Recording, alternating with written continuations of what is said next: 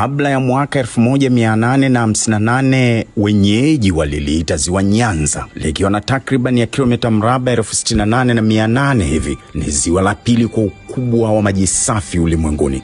Ni baada ya lile ziwa Superior lililoko nchini Marekani lenye kilomita mraba 82,170. Wazungu wawili John Hanning Speke na Richard Francis Burton mwaka 1858 walipokuwa wanatafuta na kufanya uchunguzi wa chanzo cha mto Nile wakitokea Ulaya, walifika ziwa Nyanza. Wazungu hawa wawili ndio waliolibadili jina, wakalibatiza jina la malikia wao Victoria, Alexandrina Victoria, aliyezaliwa Mei 24 mwaka 1819. Mama huyu ndiye aliyekuwa malikia wa ufalme wa Uingereza na Ireland. Wakati huo aliingia mamlakani Juni 20 mwaka 1837 hadi Januari 22 mwaka 1901 alipofariki akiwa na umri wa miaka 63 na siku 216. Ziwa Victoria ni ziwa ambalo linagusa nchi sio tu 3 za Afrika Mashariki, lakini vile vile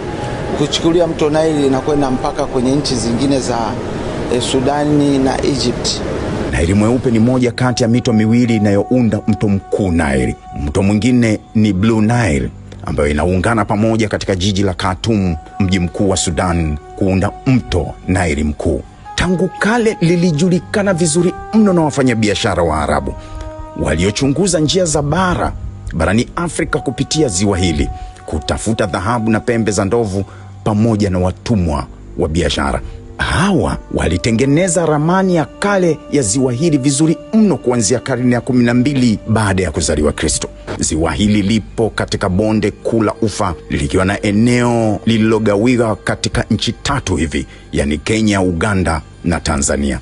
Linatajwa kuwa ziwa kubwa zaidi la kitropiki ulimwenguni na ni kati ya maziwa 9 makubwa duniani. Mito na vijito vingi vinatiririka ndani ya ziwa hili. Mto mkubwa unaotiririsha maji ziwani ni mto Kagera. Mito mingine mikuu ni pamoja na mto Mara, Yala, Nyando, Bukora na mto Katonga. Lina kilomita za ujazo wa maji 2750 hivi, likiwa na urefu wa upeo wa kilomita 337 na upana wa kilomita 250. Kina cha ziwa hili ni mita 84 na wastani wake kina chake ni mita 40. Tutunze mazingira yetu ili tuishi.